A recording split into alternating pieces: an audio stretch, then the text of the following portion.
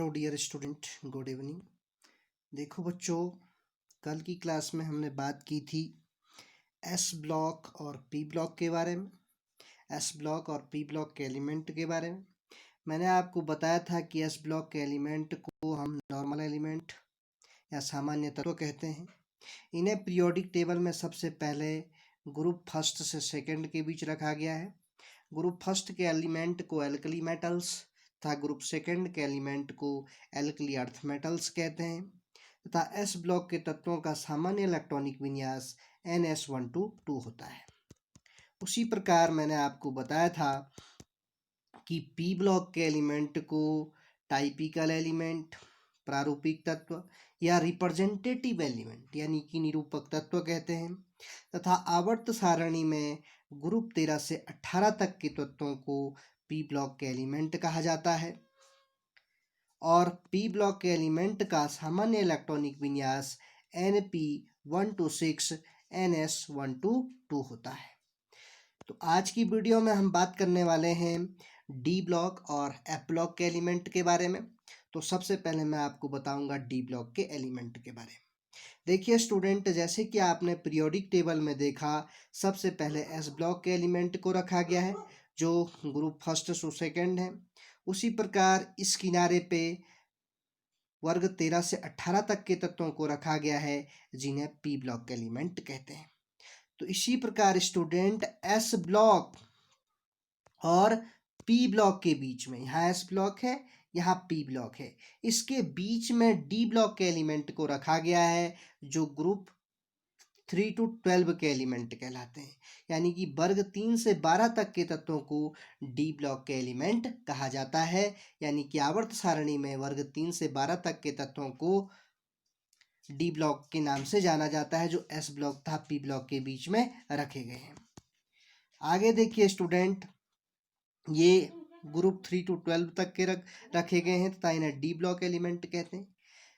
साथ ही साथ student D block के एलिमेंट को एक अन्य नाम से जाना जाता है ट्रांजिशन एलिमेंट या संक्रमण तत्व।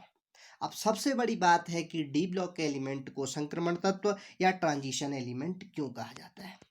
देखिए स्टूडेंट, डी ब्लॉक के एलिमेंट की केमिस्ट्री काफ़ी इंटरेस्टिंग है और इनकी काफ़ी स्पेशल प्रॉपर्टीज होती हैं, कुछ स्पेशल करैक्टरिस्टिक्स होती हैं। इसी कारण इन्हें ट्रांजिशन एलिमेंट या संक्रमण तत्व कहते हैं। और सबसे पहले इन्हें डी ब्लॉक के एलिमेंट इसलिए कहा जाता है क्योंकि इनका अंतिम इलेक्ट्रॉन डी सबसेल में प्रवेश करता है। यदि मैं एग्जाम्पल ले लूँ स्कैंडियम का, जो 3D सीरीज का पहला मेंबर है, स्कैंडियम का एटॉमिक नंबर होता है 21, यानी कि 2, 8, 8 और 1। 8 और 2 10, 10 और 8 18, यानी कि यहाँ पे यदि हम बात करें, यहाँ तो 2 8 18 आ सकते हैं, 10 और 1, तो गिन लीजिए 10 और 8 18, 2 20 और 21। यदि हम इसका SPDF में इलेक्ट्रॉनिक कॉन्फ़िगरेशन करें तो 1s2 2s2 2p6 3s2 3p6 3d10 4s1 होगा। यानी कि इनका अंतिम इलेक्ट्रॉनिक विन्यास जो होगा वो 3d10 4s1 होगा, यानी कि स्कैंडियम का। उसी प्रकार टाइटेनियम का 3d10 4s2 होगा, वेनेडियम का 3d10 यानी कि 3d1 3d10 4s1। उसी प्रकार यहाँ इलेक्ट्रॉन बढ़ते जाएंगे आपका 4s1 4s2 3d1 4s1 से 3d10 4s2 तक। इसे हम आगे भी डिस्कस करेंगे अच्छे से। आगे देखिए स्टूडेंट, इनका जो सामान्य इलेक्ट्रॉनिक विन्यास होता है डी ब्लॉक के एलिमेंट का, वो होता है N-1d 1 to 10 NS0 to 2, क्योंकि इसका वही है 3d10 4s1। आप जैसा कि देख पा रहे हैं 3d10 4s1, यानी कि पहला जो होगा वो 3d10 वाला 3d10 4s1। उसी प्रकार आगे बढ़ते जाएंगे इलेक्ट्रॉन 3d1 से 3d1 4s2 से ये 3d10 4s2 तक बढ़ते जाते हैं इनके इलेक्ट्रॉन। आगे देखो बच्चों, ये सभी तत्व मेटल्स हैं। सभी जितने भी डी ब्लॉक के एलिमेंट हैं वो मेटल्स हैं और इन तत्वों के आयन प्रायः रंगीन होते हैं। मैंने बोला विशेष गुण दिखाते हैं। पहला तो सभी मेटल्स हैं, दूसरा इनके जो आयन होते हैं वो कलरफुल होते हैं, तथा ये वेरिएबल बैलेंसी दिखाते हैं। वेरिएबल बैलेंसी का मतलब कि अंतिम कोष में उपस्थित इलेक्ट्रॉनों की संख्या वो इसमें चेंज होती रहती है। ये तत्व तो अनुचुंबकीय होते हैं। अनुचुंबकीय मतलब कि पैरामैग्नेटिक का मतलब है जिसमें नंबर ऑफ अनपेयर्ड इलेक्ट्रॉन पाई जाएगी, यानी कि अ से अनुचुंबकीय और अ से अयुग्मित। तो जिनमें अयुग्मित इलेक्ट्रॉन पाई जाएगी वे पदार्थ अनुचुंबकीय पदार्थ कहलाते हैं, जबकि जिनमें युग्मित इलेक्ट्रॉन या पेयर्ड इलेक्ट्रॉन पाए जाएंगे वे पदार्थ प्रतिचुंबकीय पदार्थ कहलाते हैं। या जो चुंबकीय क्षेत्र की ओर तेजी से आकर्षित होते हैं वे अनुचुंबकीय पदार्थ कहलाते हैं, जबकि जो चुंबकीय क्षेत्र की ओर वीकली या दुर्बलता से आकर्षित होते हैं वे प्रतिचुंबकीय पदार्थ कहलाते हैं। वो इसलिए स्टूडेंट, जैसे हम स्कैंडियम की बात करें, स्कैंडियम का एटॉमिक नंबर होता है 21। ये आयंस के रूप में पाए जाते हैं, रंगीन आयनों के रूप में पाए जाते हैं। और यदि स्कैंडियम 2+ कर दें हम, तो यानी कि 21 में से 2 इलेक्ट्रॉनों की कमी होगी, यानी कि 19। तो 19 यानी कि अनपेयर्ड इलेक्ट्रॉन होंगे इसमें, 2 8 8 1। तो इसलिए ये अयुग्मित होते हैं, तभी ये अनुचुंबकीय पदार्थ कहलाते हैं। डी ब्लॉक एलिमेंट उत्प्रेरक की तरह कार्य करते हैं। अब वो कैसे स्टूडेंट, जैसे हम बात करें 3D सीरीज की, तो इसमें scandium, titanium, vanadium, chromium, manganese, iron, cobalt, nickel, copper और जिंक, यानी कि 10-10 एलिमेंट रखे गए हैं। तो यदि मैं निकिल और आयरन की बात करूं 3D सीरीज में, आयरन और निकिल की बात करूं तो ये कैसे कैटलिस्ट का कार्य करते हैं, यानी कि जैसे हाइड्रोजनेशन ऑफ ऑयल, तेलों का हाइड्रोजनीकरण, वनस्पति तेल से वनस्पति घी का बनना। तो देखिए स्टूडेंट, वेजिटेबल ऑयल से वेजिटेबल घी कैसे बनता है, तो वेजिटेबल ऑयल प्लस H2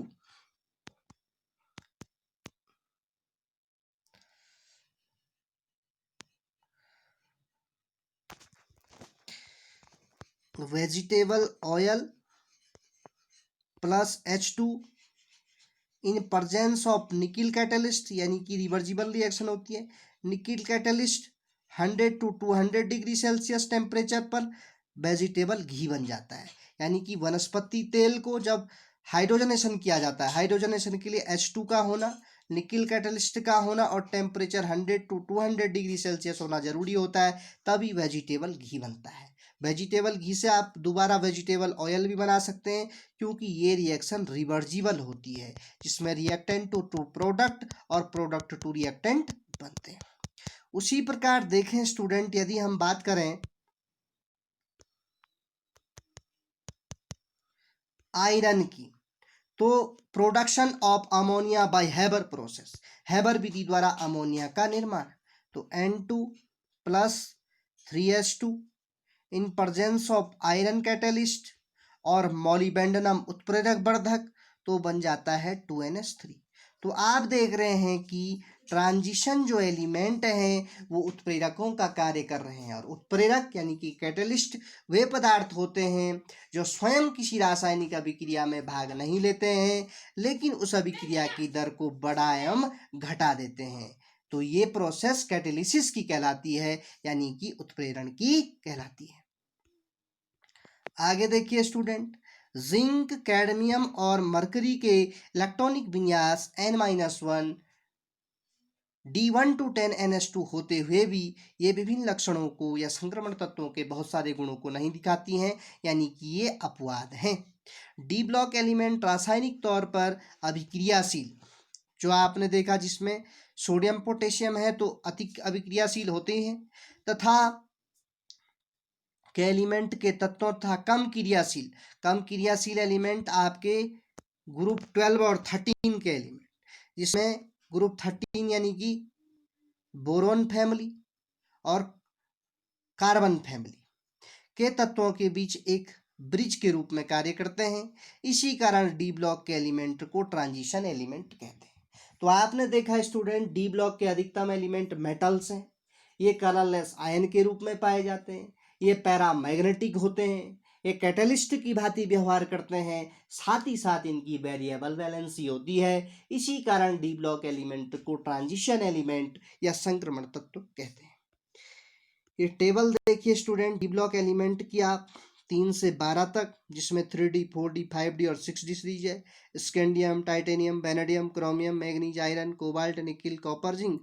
तो जिसमें आप देख रहे हैं आयरन, निकिल, उसी प्रकार यहाँ मॉलिबेंडनम होगा नीचे, ये उत्प्रेरकों का कार्य करते हैं। इसमें अधिकतम धातुएं, क्योंकि सभी धातुएं हैं, तो आप यहाँ पे सिल्वर को देख पा रहे हैं, गोल्ड को देख पा रहे हैं, मरकरी को देख पा रहे हैं, प्लेटिनम जिसे पीटी भी है, यहाँ पे पीटी को व्हाइट गोल्ड या सफेद स्वर्ण के नाम से भी जाना जाता है। अब बात करते हैं हम एफ ब्लॉक एलिमेंट के बारे में। देखिए स्टूडेंट, एफ ब्लॉक के एलिमेंट को इनर ट्रांजिशन एलिमेंट या आंतरिक संक्रमण तत्व भी कहते हैं। आपने देखा कि पीरियोडिक टेबल में सबसे नीचे जो 2 हॉरिजेंटल लाइंस हैं, यानी कि जो तिरछी रेखाएं हैं, जिनमें 4f और 5f सीरीज है, ये एफ ब्लॉक के एलिमेंट कहलाते हैं। क्योंकि F4F सीरीज में अंतिम इलेक्ट्रॉन 4f सब सेल में तथा 5f सीरीज में अंतिम इलेक्ट्रॉन 5f सब सेल में प्रवेश करता है, इसलिए इन्हें 4f और 5f सीरीज कहते हैं। 4f के एलिमेंट को लेंथेनाइट या लेक्टिनाइट कहते हैं तथा 5f के एलिमेंट को एंथेनाइट या एक्टिनाइट के नाम से जाना जाता है। देखिए स्टूडेंट, इनकी सबसे बड़ी विशेषता यह है कि इनमें दोनों 4f और 5f सीरीज में 14 एलिमेंट हैं, जिसमें 4f सीरीज में 58 सीरियम से 72 ल्यूटेशियम तक 14 एलिमेंट हैं तथा 5f सीरीज में 90 थोरियम से 103 लॉरेंसियम तक भी 14 एलिमेंट हैं। 103 लॉरेंसियम यानी कि LR, ये लॉरेंस बर्कले समूह द्वारा लिया गया है। और यदि आप 103 वाले तत्व का IUPAC नाम देखें तो ये अनिल ट्राइयम हो जाएगा। और इनका जो सामान्य इलेक्ट्रॉनिक विन्यास होता है वो N-2 F1-14, N-1D 0-1 और NS1-2 होता है। और अंतिम इलेक्ट्रॉन F सब सेल में प्रवेश करता है, इसीलिए इनको F ब्लॉक एलिमेंट कहते हैं तथा इन्हें इनर ट्रांजिशन एलिमेंट या आंतरिक संक्रमण तत्वों के नाम से भी जाना जाता है। और F ब्लॉक के एलिमेंट की भी सभी एलिमेंट मेटल्स हैं। प्रत्येक श्रेणी के तत्वों के गुण लगभग समान हैं। प्रारंभिक एक्टिनाइड श्रेणी के तत्वों के अनेक संभावित ऑक्सीडेशन स्टेट्स के फलस्वरूप इन तत्वों का रसायन इनके संगत लेंथेनाइड तत्वों की तुलना में अधिक जटिल होता है, यानी कि कॉम्प्लेक्स होता है। एक्टिनाइड श्रेणी के तत्व रेडियोधर्मी हैं। रेडियो यानी कि सुबह एक स्टूडेंट ने ग्रुप में मैसेज भी किया था, रेडियो एक्टिव यानी कि वे एलिमेंट जो रेडिएशन निकालते हैं, जो विकिरण उत्सर्जित करते हैं, वो रेडियो एक्टिव कहलाते हैं। और इनका नाभिकीय अभिक्रियाओं द्वारा नैनोग्राम या उससे भी कम भाग प्राप्त किया जाता है। साथ ही साथ यदि हम 5f सीरीज में देखें तो 90 थोरियम के बाद, मतलब कि 92 यूरेनियम के बाद वाले तत्वों को पार यूरेनियम कहा जाता है, यूरेनियम के बाद आने वाले तत्वों को। और ये आपकी एफ ब्लॉक की सीरीज है, जिसमें 4f और 5 हैं। 5f हैं 58 सीरियम से 72 ल्यूटेशियम और 90 थोरियम से 103 लॉरेंसियम। और सबसे बड़ी विशेषता है कि इसमें जो एलिमेंट हैं एक्टिनाइड में, वो रेडियो एक्टिव है। तो आज हमने बात की डी ब्लॉक और एफ ब्लॉक के एलिमेंट की। डी ब्लॉक के एलिमेंट को संक्रमण तत्व कहते हैं और एफ ब्लॉक के एलिमेंट को इनर ट्रांजिशन एलिमेंट या आंतरिक संक्रमण तत्व कहा जाता है। इन दोनों ब्लॉकों की ये विशेषता है कि इनमें सभी मेटल्स हैं, जबकि 5f सीरीज में अधिकतर हमें रेडियो एक्टिव एलिमेंट को भी देखने को मिलते हैं। और आपने देखा कि डी ब्लॉक के विशेष गुण होने के कारण इनको ट्रांजिशन एलिमेंट कहते हैं, क्योंकि ये कलरलेस आयन के रूप में पाए जाते हैं, ये पैरामैग्नेटिक होते हैं, ये वेरिएबल बैलेंस शो करते हैं। साथ ही साथ इन एलिमेंट का यूज कैटलिस्ट में भी किया जाता है। तो आज की क्लास में हम इतना ही पढ़ेंगे। इससे आगे की चीज़ें हम कल की क्लास में डिस्कस करेंगे। यदि आपको क्लास अच्छी लगी तो वीडियो को लाइक कीजिए, अपने दोस्तों के साथ शेयर कीजिए और मेरे चैनल को सब्सक्राइब कीजिए। Thank you very much.